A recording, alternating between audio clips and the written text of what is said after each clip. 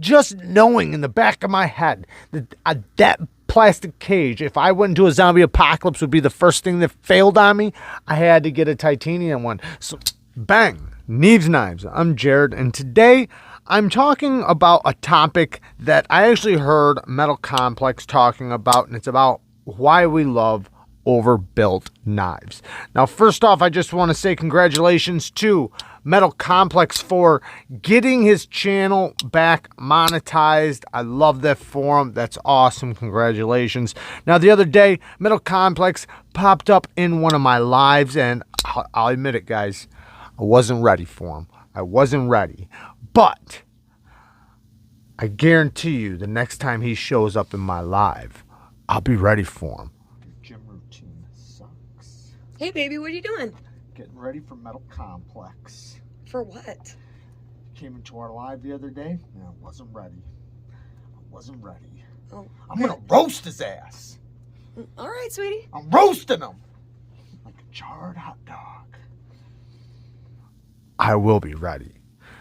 That being said, this is the Hinder XM24 with a beautiful titanium scale, beautiful stone washing, tri-way pivot. This one does not have a lock bar insert, so it is just a titanium frame lock. Stupid smooth. Love it, love it, love it.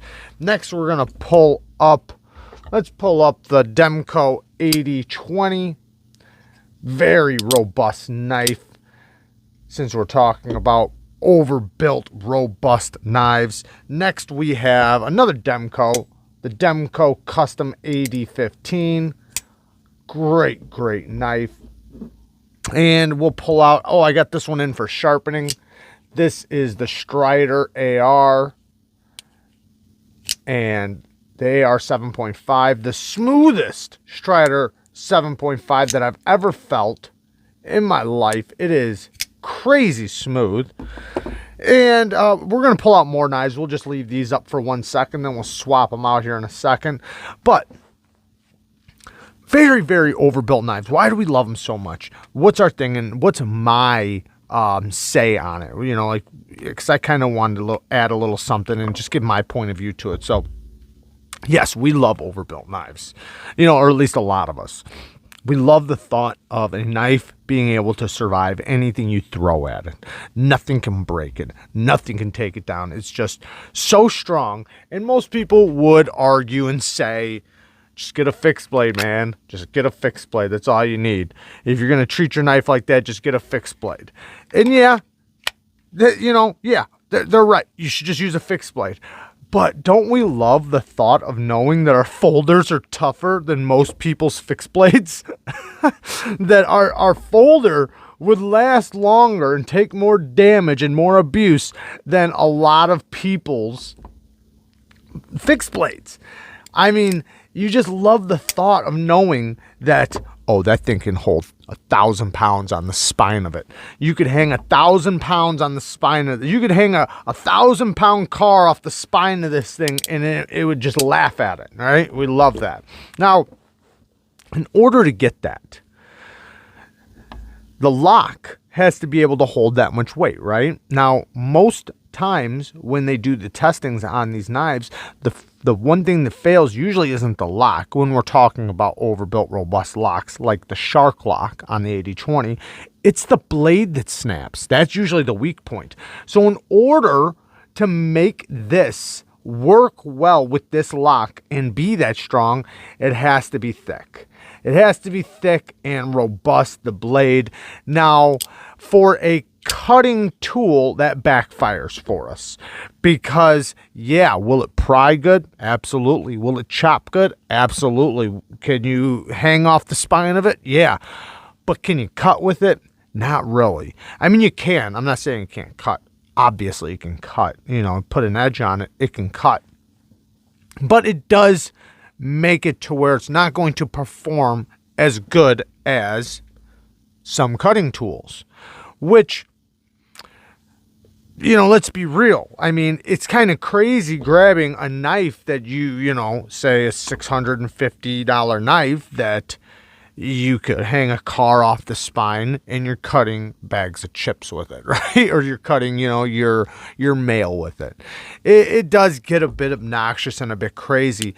But one thing that I love and that I really get drawn into, here is the Medford USMC Fighter Folder. I'm going to pull up some more knives. Here we have the Wieland Fatty Slash. This is a clone though. This is a clone, but this is just to show you how ridiculous it gets, right? How ridiculous it gets. Ba-bam! Look at that. Compared to the USMC, this is insanely overbuilt. Look at that. It's crazy. I mean, look at that. Look at how thick that blade is. This is beyond crazy, right? It's beyond crazy. Are you going to carry this? Some people might. Are you going to use it? I've used it, but it is crazy. I mean, it's obnoxious. And, this is obviously a laughing obnoxious. And this right here, how nice is this to carry? And think about going to the bank with this and pulling, or the post office or something, and this is what you pull out to cut something, to cut some tape with or something. It does get a bit obnoxious, but we like knowing that if the zombie apocalypse comes upon us, we're prepared. We got that overbuilt folder. Now, one thing I like, this is the Microtech SOCOM Elite. One thing I like the thought of is a knife that is very overbuilt, right? Very tough, very solid, but is a great cutting tool at the same time. I love that. So it's not just how overbuilt can I make it, but how overbuilt can I make it and make it an actual good cutter.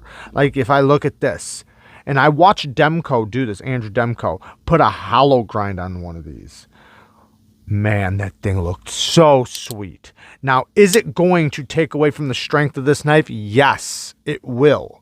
Is it going to take away the strength, or is it going to make it weaker than what you're going to put it against to break? Probably not. Let's be real. Probably not. Throwing a better grind on this, or a thinner grind, or a hollow grind on this, I doubt you're going to suddenly start seeing a whole bunch of broken AD20s around, even if they were all built like that, right? So I like the thought of, like, if I pull out this tool right here, right? This is the Gale Bradley by Spyderco. Now, this is an absolute cutting tool. It is purely cutting tool. It's not a hard use knife. It's very tough. Don't get me wrong. Very tough. Very strong lockup. But very beautiful, thin, hollow grind that gets down to about 10 thousandths behind the edge. Great blade shape. Great ergos. Very neutral. And it cuts so good. Now, being able to take something like this and make it just a little more overbuilt, and we could pull out knives like the Sebenza. This is a great example of a hard use knife that's also a great tool, a great cutting tool. You don't see these things all over the place with a broken blade, or if you break this, you are doing way too much. You're doing way too much with your knife, because this is a great example of a very robust, hard use tool that is still a great cutter. The geometry of the blade is really nice. It gets very thin behind the edge. It gives you a lot of life, lots of sharpenings, great blade shape, great neutral ergos, but it's also a very solid tool, very strong lockup, and yeah, I've personally never seen one fail. I'm sure people have, but I've never seen one fail. At least this kind with the tie frame lock. I think the ones with the ceramic ball were failing sometimes, but these ones, I never seen one fail. The triad lock, right? The triad lock. Arguably the strongest lock, that and probably the shark lock. Getting a knife like this that you know is overly robust and then putting a nice deep hollow grind on it, or a nice hollow grind, I love the thought of that. Love it. Or even if we pull out something like these two knives, right? We have two Hinders. This is the Hinder half track. This is the Hinder XM18 3-inch with the tri-way pivot. Now, this is not a hard use knife. Is it overbuilt? Yes. But is it a hard use knife? Same thing with this. This is overbuilt. Is it a hard use knife? It's a hard use utility cutter, but it just doesn't have the blade shape to support real, true hard use. You're not going to pry with it. Maybe if it had a different blade shape, you would. And you still could, I guess, if you slip this edge in there or something. Yeah, I guess you could. But you know what I'm saying. Putting a thinner grind on this to make it just that much better of a cutter, to me, having that overbuiltness plus the cutting geometry, oh, that sounds amazing to me. And I love the non-flipper Hinders. They're so awesome.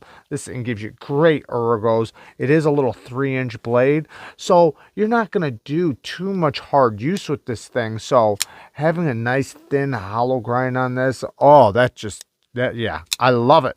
Now, if I pull up like the Zero Tolerance 0393, this is a Hinder edition, or Hinder design, I should say. But, you know, it's a hard use folder. It is. But to me, it would benefit this knife so much to have a hollow grind right here, or just a thinner grind right here. You could save this, leave this up here because it is a dual grind for, you know, your light duty prying needs, but then thin this out a little bit just to make it that much better of a slicer. As a tool, it will be a better tool. And, you know, the overbuilt robustness of a knife is awesome to a certain point. But at a certain point, we need it to be a functional tool. Like, a lot of people don't think of the Shirogorov F95 frag pattern as a hard use knife. Actually, I should say most people probably look at this as a hard use knife in a way. It's definitely more robust than what most people need. This is far more robust than what 90% of the people need. Titanium frame lock. Nice big stop pin. Very, very strong lockup. Nice thick blade stock, but it does get down to a great cutting edge, so it does cut very well, and it is extremely well built. Great ergos. So this is a great example of a hard use knife, but just built to where you can do great cutting with it still. Let's look at the Rockstud. Nobody thinks of this thing as a hard use knife. Nobody, including me. But in all reality, this thing would handle way more than most knives.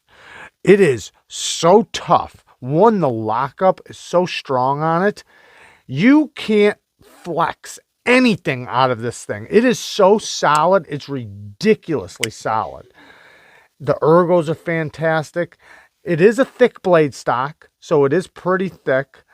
And it is hard use geometry, but the way they do their edges and grinds, it cuts very well, or very good. So this is way more overbuilt than what 90% of people need in reality. But we don't really look at it as a hard use knife because it's pretty. But having a knife, in my opinion, like, okay, you know what? Let's pull up the Medford Slim Midi. This thing is not a hard use knife.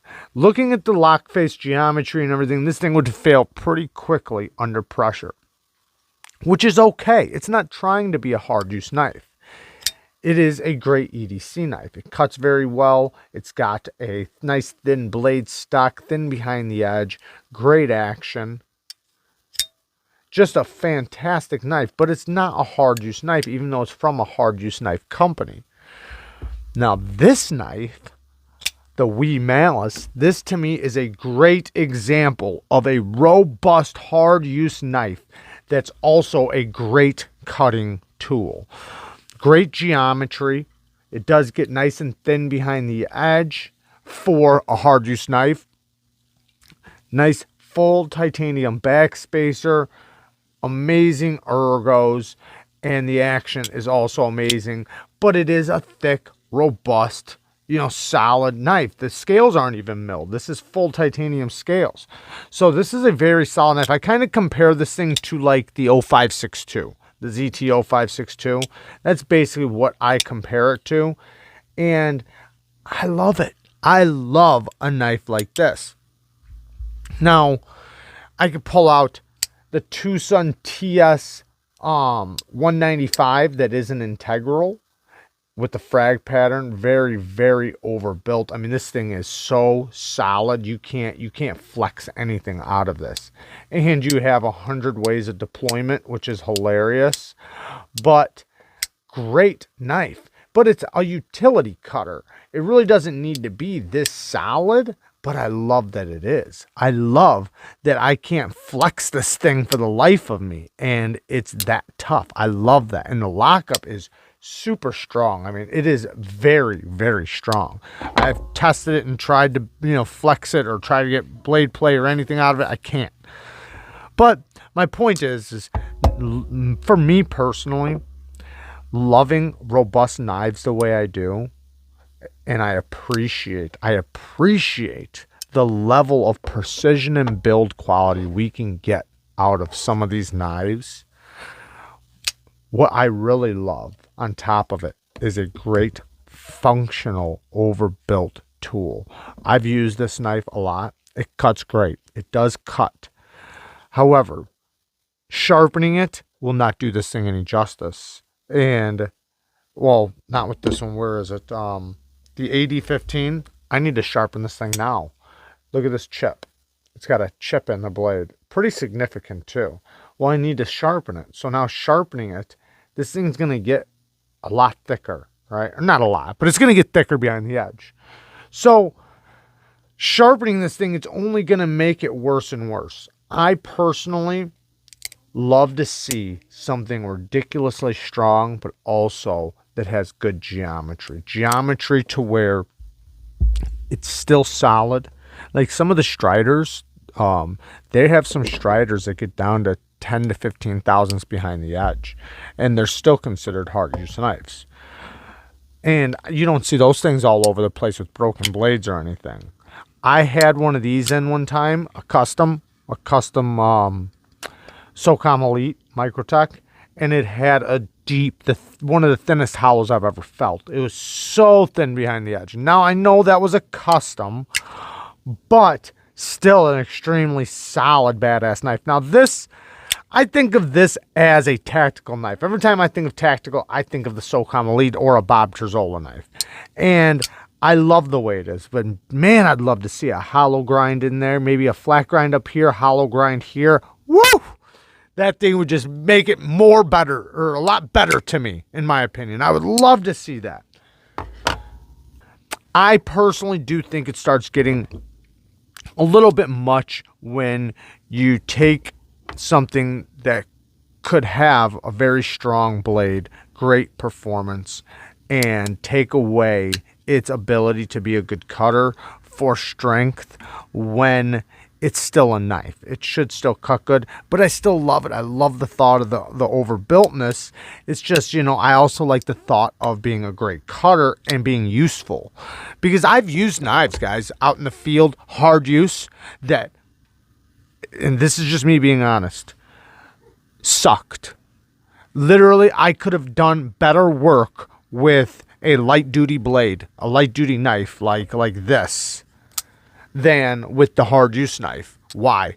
Because the ergo sucked. It was uncomfortable in the hand. The amount of pressure I had to put into the blade to get it to do anything just makes it obnoxious, right? It's kind of like if I pull back out the fatty slash. Trying to use this thing, trying to push this blade through anything, it's not gonna work. It's not gonna work. So there is a fine line of where we need it to still be a cutting tool. Otherwise, why don't I just hand you like kind of like the fatty slash, 2 slabs of titanium with a brick of steel in between, right? That's why I love the benefits of getting the performance out of it plus the robustness mixed in together. I think that that's amazing, and that's what I look for in a robust knife. How robust is it?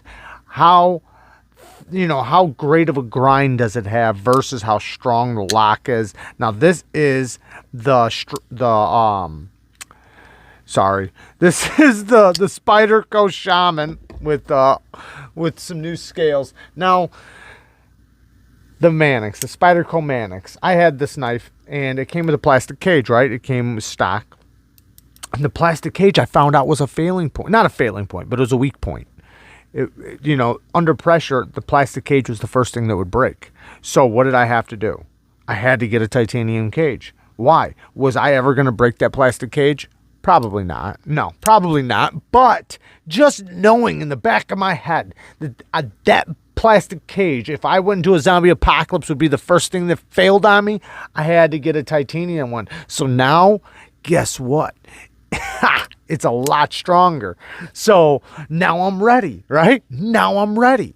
And with the scales on top of it, just makes it even that much stronger. I love it.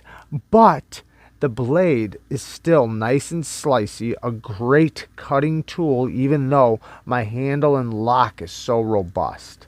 I love that. And that is what I think this, you know, like in this part of my journey that I'm in love with is that robustness and geometry combination. And let me know what you guys think and what you guys love. I'd love to hear you guys' opinion. I love you guys. Thanks for watching. Peace.